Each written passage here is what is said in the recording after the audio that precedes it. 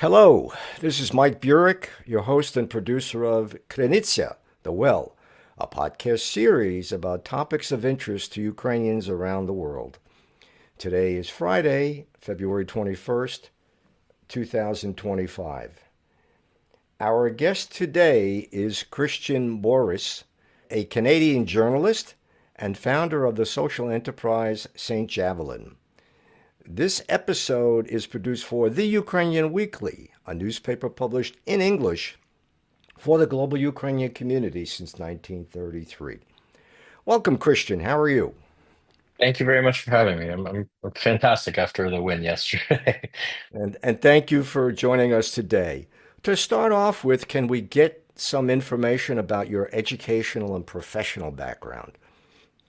Yeah, so I studied politics, first economics and then politics at Laurier. And after Laurier, I started my own business in my last year of Laurier, and then did that for a year or two, bounced around a little bit after it didn't go according to plan. Um, and then I ended up working at Shopify in Ottawa, and this was before Shopify was what Shopify is now, this huge Canadian success story. It was kind of in its not infancy, but like it was still relatively small. And I simultaneously had started writing. So I was writing for Vice, which was at that time, it was this big up and coming, super cool media company. And I'd started writing for Vice, and I decided at some point that I just wanted to go all in on journalism. And I made that decision. I left Shopify, and then eventually I ended up in Ukraine. And I ended up in Ukraine because my father is Ukrainian, born in Poland. Um, the war had already begun. Crimea had been taken, Maidan had happened, Crimea had been annexed, and then the Russians had gone into Donbass. And I didn't have any contacts in Ukraine really. I just decided that that was the place that I wanted to be. So I went and pretty quickly was doing frontline work and started covering politics, economics, branched out, was kind of working across Europe, eventually did some work in Venezuela and America and Canada as well. And then at a certain point, I just decided that journalism was in a really tough spot at that point. I had some mentors and some people I really looked up to who were in their 40s and even 50s, and um, they were just struggling. They were getting laid off from major publications like bureau chiefs getting laid off. And I didn't really like the direction things were going, and I knew I had a skill set that was in demand, being able to shoot video and tell stories and write. So I came back to Canada and I started a marketing company, primarily doing just that, shooting videos and telling stories and writing articles and stuff like that for companies across the world. And basically, what ended up happening is that when the Russians started to mass troops in December 2021, and then it became more apparent in January 2022, all of these different things that I'd done in my life kind of came together. My understanding of Shopify, my understanding of the war of Russian propaganda, and my marketing company, and that's basically when Saint Javelin started. So it was, yeah, it kind of felt like all of these things I'd done in my life led up to the moment where I was able to actually make an impact, make a difference. Christian, you mentioned that your father is Ukrainian, born in Poland. You didn't mention, but I know that your mother is Polish and also from Poland. How did this color your views about Ukraine? Yeah, my father is born in Poland. My mother is also born in Poland. My mother is 100% Polish. Her family goes back quite a while, and my dad's family was relocated from the southeast of Poland, the murky border area, in this thing called Akcja Wisła in Polish, Operation Vistula in English. So basically, the Polish government relocated Ukrainian families who they saw as sympathetic to UPA at that time. They relocated them across Poland in order to, I guess, disperse Ukrainian ethnicity and prevent any sort of whatever. I guess maybe they saw like an uprising or whatever.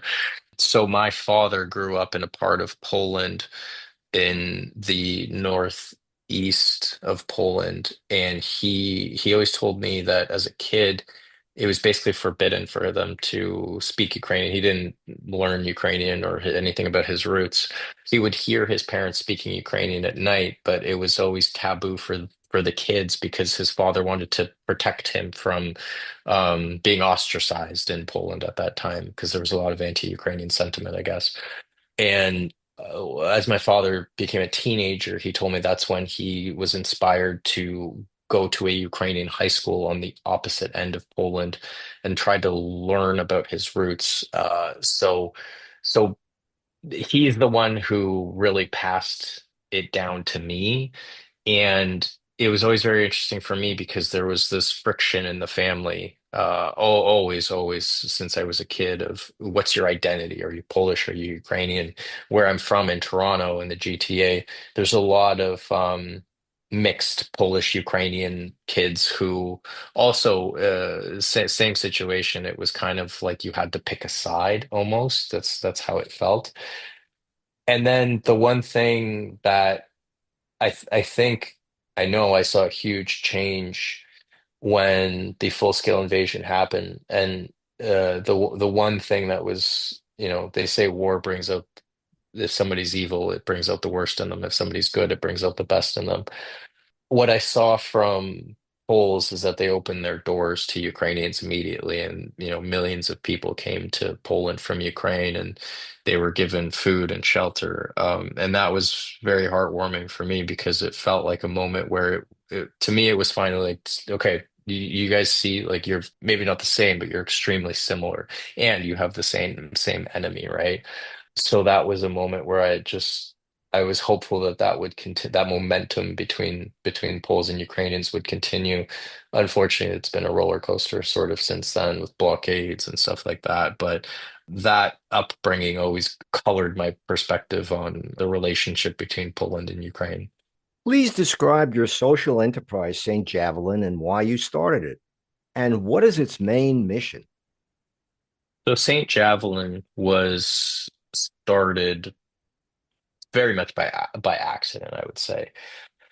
I mean, I never expected it to become anything more than a simple fundraiser. So basically, I understood what was happening. The Russians were going to invade Ukraine, and I felt that that was 100% the case because I used to be a journalist. When I came back to Canada, I still maintain contact with a lot of colleagues from my time in journalism, analysts and journalists, and all these kinds of experts who follow the war very granularly and followed the Russian troop movements very granularly through satellite images.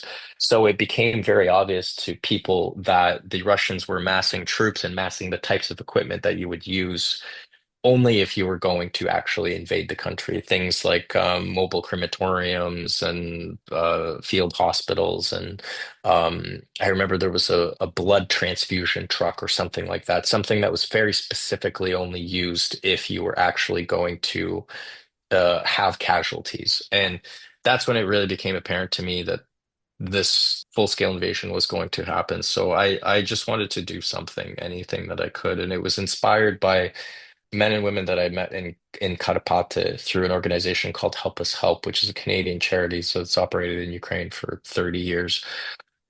So they, since 2014, started to help orphans, kids who had lost their mothers, fathers in the war. And I spent time in the Karpaty with some of those people, and I was just very taken aback by the long-term consequences of war, right? Once the cameras stop rolling, the violence is over. These people have to live with whether it's an amputation or you lost your mother or father or a loved one. Those things last your whole life, right? And I was thinking about those people before I got the idea to start Saint Javelin. And Saint Javelin was there's this symbol that it was originally created by an American artist named Chris Shaw, who I still keep in contact with. He was messaging me yesterday. And basically it was Virgin Mary holding an AK. That was his illustration, and it was in the art galleries in the US. It was sort of famous. And somebody replaced it with the javelin in 2018 on social media as a meme because it was meant to symbolize that Ukraine wanted the javelin, which is the best, most advanced anti-tank weapon system in the world, because the Ukrainian government knew, the Ukrainian army knew that if the Russians ever invaded, they would do it in a huge way with tanks. So they wanted to be well prepared for that situation. So that was the symbol, and it was a symbol of support for Ukraine. And I made 100 of the stickers, and it was February 14th or something like that, before the full scale invasion started. And I took what I had learned at Shopify. I set up a very simple website where you could just buy the one sticker for $10, and I made an Instagram post that said everything that all the like I'm going to try to sell these 100 stickers, $10 each, and I'm going to donate the money to help us help. I expected maybe I'd sell a few of them. That night I sold two at around 11:30, and I thought, wow, this is great. And then the next day it was $1,000, and then it became $5,000, and then the Russians did invade, and it just took on a life of its own, and it became something that I never ever expected, and I took it as a huge responsibility because I felt like we had become the source of information for a lot of people, because it wasn't just the sticker, it became this whole social media thing. So we were sharing information. When I say we, there was a huge team of volunteers that were helping me at that time, and we were putting out, from my perspective as a former journalist, I was putting out a lot of information trying to counteract the Russian narrative. And I wasn't, a lot of credible media organizations, let's say, if you're BBC, you can't do what we were doing. We were kind of just making fun of the Russian propaganda in a very crass way, which was unusual for people to see. And because they're used to, a very factual breakdown of an article or a statement from the Russians. And I was basically just sort of calling them idiots. And people really responded to that online, and it became sort of a phenomenon, and a place where people got their information about the war in quick bites. So yeah, from that early beginning, now we've grown into a brand basically, and everything that we make all sorts of different products. We make backpacks and t-shirts and hats and sweaters, and we make keychains from destroyed Russian tanks, and we make pieces from spent artillery shells and all this kind of stuff. And we do all of it in Ukraine. We do it with manufacturers who are Ukrainian veterans. So it's grown into this thing that I never ever could have imagined. But in lots of different ways, we still continue to support Ukraine. Christian, unfortunately, we're just about out of time, but I do want to ask you a final question. What will happen to Saint Javelin once the war is over? Yeah, it's a fantastic question. What I've been trying to build is something that is sustainable, because, like I mentioned, the people who inspired me at the very beginning to start this, they were people who inspired me because it was very eye-opening to see the long-term consequences of the war, right? So when all of the attention goes away, these people, and this was 2015, 2016, their problems don't go away, right? They lost loved ones. You have orphans who have to try to navigate life, whether it's in the system or simply they live with, an extended family member, and they have to find a way to pay for school and all these kinds of things. Or you have men and women who have amputations or who have psychological trauma from the war. Um, so my initial goal was to try to support those people, and I think what I'm trying to do now is to organize Saint Javelin, to build Saint Javelin into something that is sustainable, so that it just remains a Ukrainian business that continues to support Ukraine over the years. It's I'm very much inspired by companies like Patagonia that actually have like a social mission behind it. So, yes, they make and sell clothes for climbers, but there's a big purpose behind it. And I think that what we would love to do is to build something like Patagonia, but entirely made in Ukraine. And hopefully that's something that can last and not just be a sort of like a flash in the pan. Christian, if our audience wants to find out more about Saint Javelin, where can they go online? Yeah, you can go to our Instagram, Saint Javelin. Sometimes it's hard to find because Facebook or Instagram shadow bans it, which means that you have to type in the full word Saint Javelin in order to find it. You can go to saintjavelin.com. We're also on Twitter, Blue Sky, Facebook. So yeah, if you just Google Saint Javelin, you'll find all the links that lead you to us. Christian, thank you so much for joining us today. Yeah, thank you very much for having me. I have been speaking with Christian Borys, a Canadian journalist and founder of the social enterprise Saint Javelin. And I'm Mike Burek, your host and producer of Konitsia, a podcast series about topics of interest to Ukrainians around the world. This episode is produced for The Ukrainian Weekly, a newspaper published in English for the global Ukrainian community since 1933. Until next time, that's all for now.